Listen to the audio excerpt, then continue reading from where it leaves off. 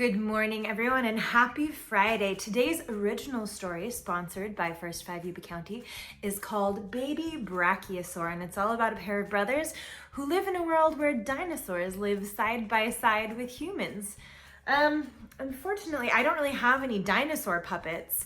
I was hoping that one might turn up, and I put out a blast on Craigslist. I was like, hey, I'm looking for a dinosaur if anyone is available, but apparently I didn't get any. Well, hello!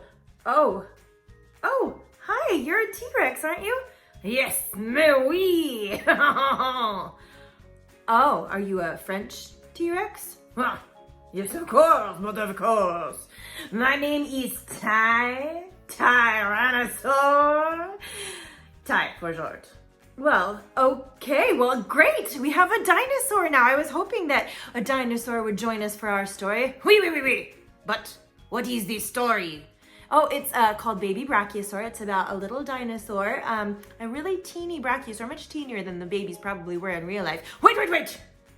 It is not about a T-Rex?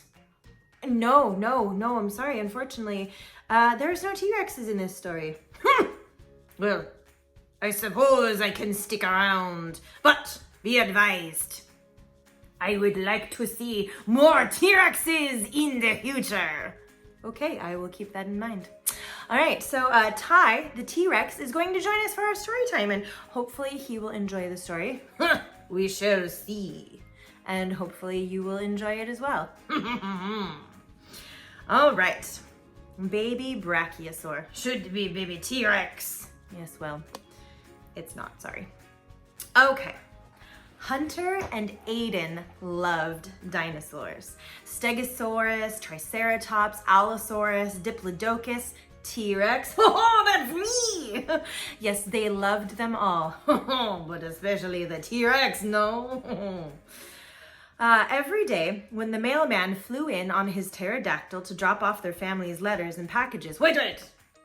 A mail pterodactyl? He delivers the mail? Yes. This is a world where dinosaurs and humans coexist, so why not? Okay.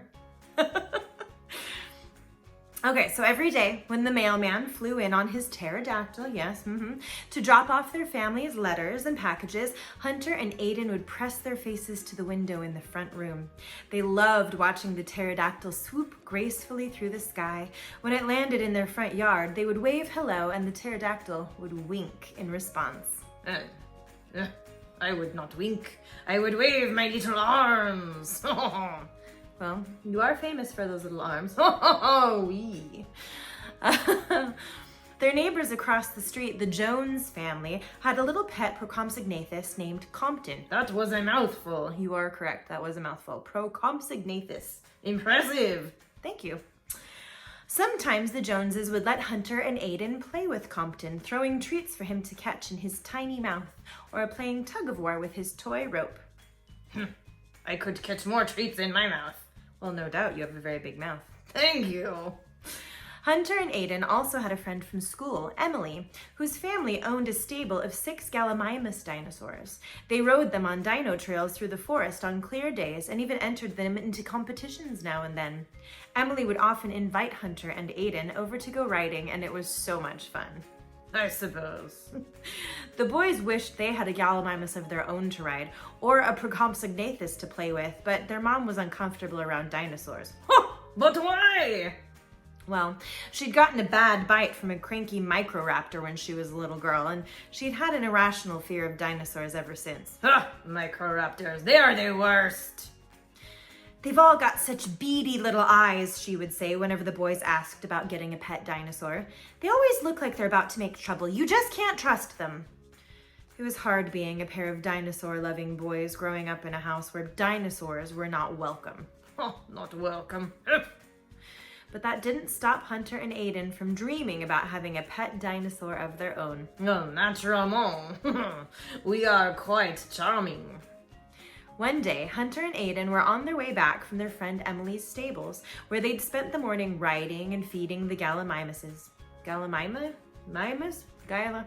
I don't even know. Just keep going. As they were crossing the street just a few blocks from their house, they heard a rustling in the bushes and a small squeaking noise. Sounds like lunch. No.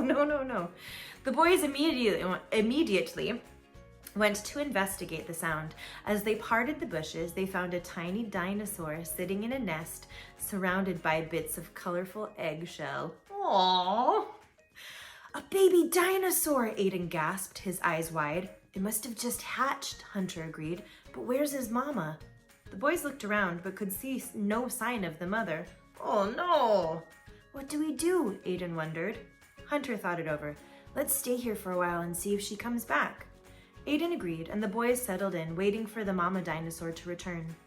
While they waited, they played with the baby, who was taking shaky steps back and forth between the boys, rubbing its head against their sides and occasionally tugging on their clothes with its tiny teeth.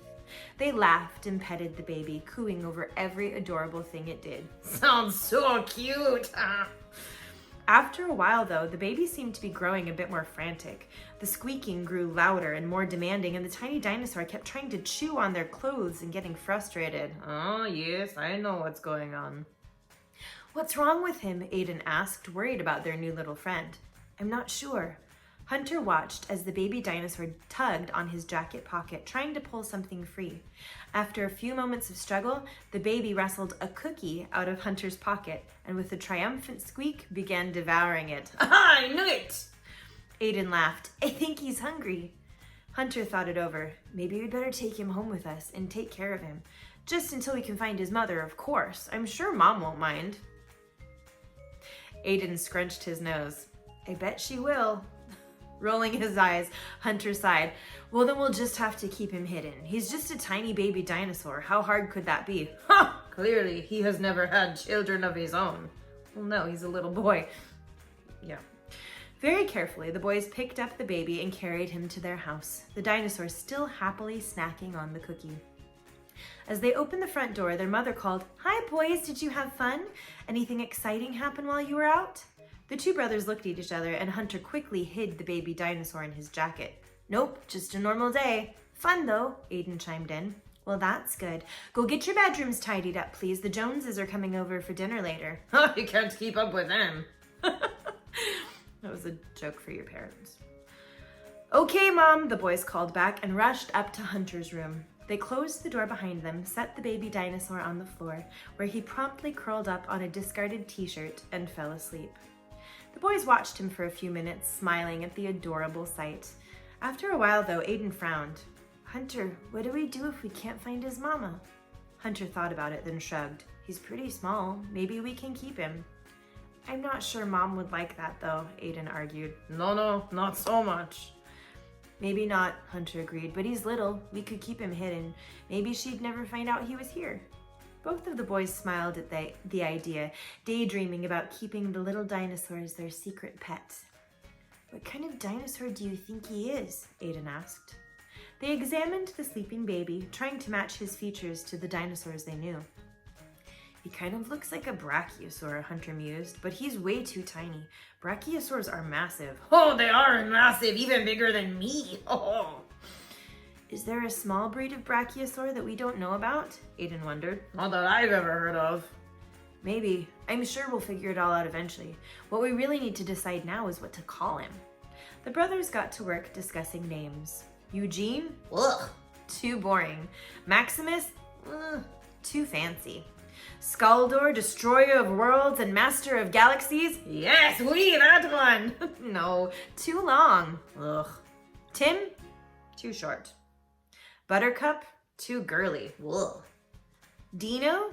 Too obvious, I'll say.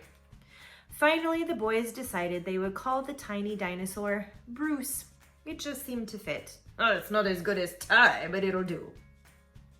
Bruce yawned, stretched, and began squeaking demandingly, gently headbutting Aiden's hip. He seemed to want something, but what?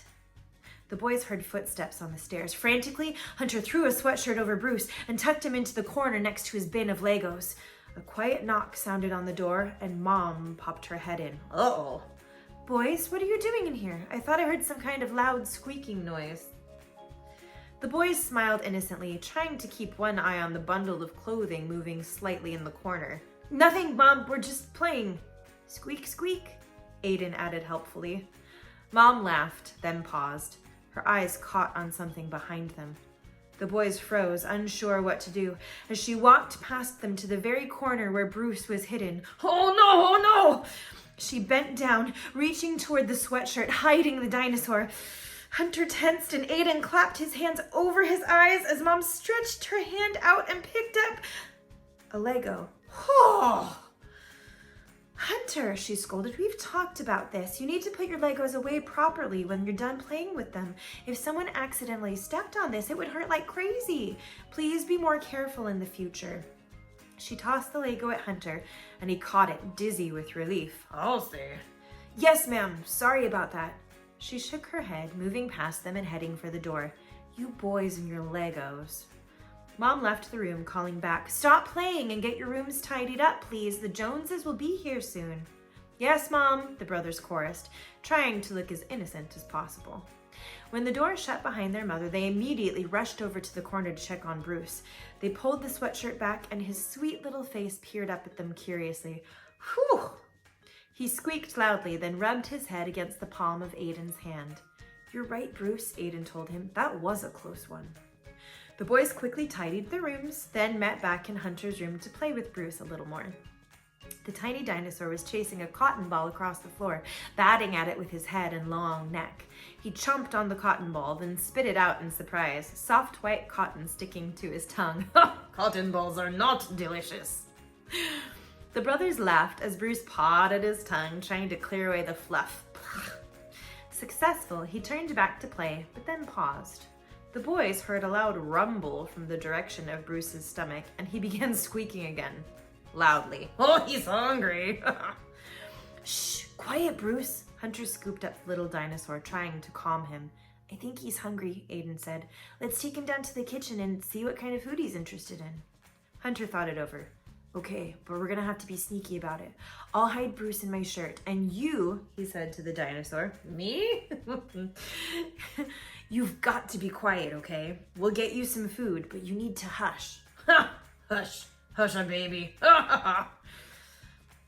Bruce calmed down, seeming to understand. We'll see. Hunter tucked him carefully underneath his t-shirt and felt the baby dinosaur curl up against his belly. Aw, that's so cute. Okay, let's go. But Aiden, you go first and keep an eye out for Mom and Dad.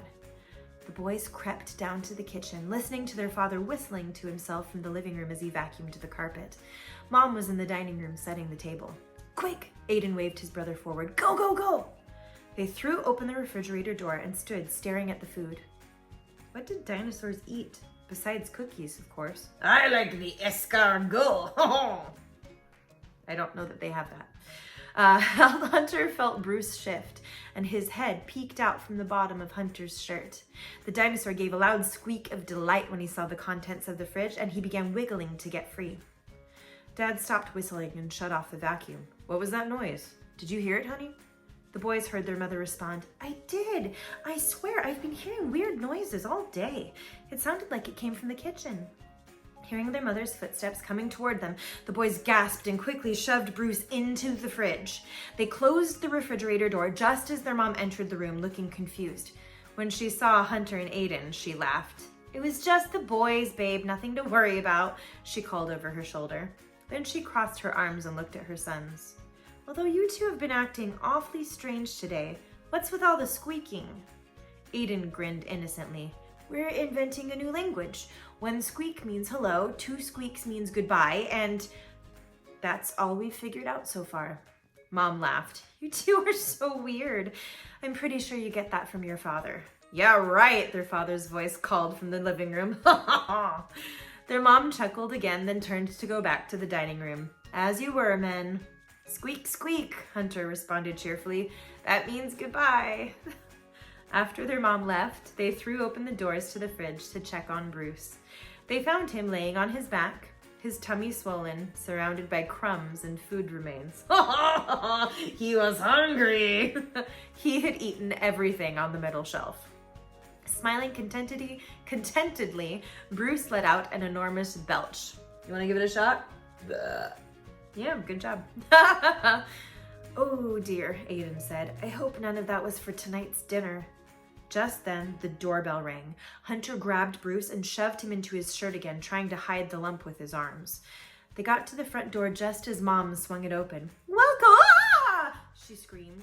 Behind the Joneses, a massive Brachiosaur face was peering into the house. Hello! Exactly. Don't be afraid, Cassie Joe, Mr. Jones soothed their mother. I think she's just looking for something. And brachiosaurs are gentle giants. She won't hurt you. The enormous dinosaur let out a mournful call. In response, Bruce started wiggling madly. He stretched his long neck up and peeked out from the collar of Hunter's shirt. Upon seeing the gigantic brachiosaur at the door, he let out an excited squeak. Mom turned and spotted the little dinosaur sharing her elder son's shirt. She nearly fainted in surprise, but Dad put his arms around her and held her steady. Seems like the boys have a bit of a story to share with us, he observed. Hunter gently detangled Bruce from his shirt and set him down. Bruce ran for the door on his clumsy little legs, dashing past the Joneses, stopping only once he reached the big dinosaur's face, which had been lowered to where he could reach. That's so cute! Stretching his long neck as far as it could go, he rubbed up against the brachiosaur's jaw, chirping delightedly. I think we found his mom, Hunter murmured to his little brother. I think you mean she found us, Aiden said. Very carefully, the mama dinosaur scooped Bruce up with her teeth and set him gently on her back, where he curled up happily. He looked down at the boys and squeaked twice as his mother turned and carried him away. That means goodbye, Aiden sighed. Hunter put an arm around his little brother's shoulders. It's okay, he said. Maybe he'll come back and visit us someday. Yeah, I bet he will, Aiden agreed. And with that comforting thought in mind, the boys turned their attention back to the Joneses, their father, and their speechless mother. They were more than ready for dinner. They couldn't wait to share the story of their adventures that day with their new friend, Bruce. The end. Aw, I mean, it still would have been better if it was a T-Rex. Well, of course. But a brachiosaur is pretty cute too. Yes, I suppose so. Oui. Very, very cute. Thank you all for tuning in and listening to our original story, Baby Brachiosaur. If you enjoyed it and if you would like an original story written about you, have your parents let me know because I'm running out of kids to write stories about.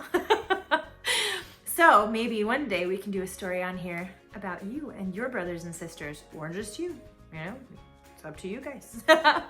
All right, well, thank you for tuning in, and we will see you next time. Oui, au revoir! I don't know why he's French. No one does. It's just part of my charm.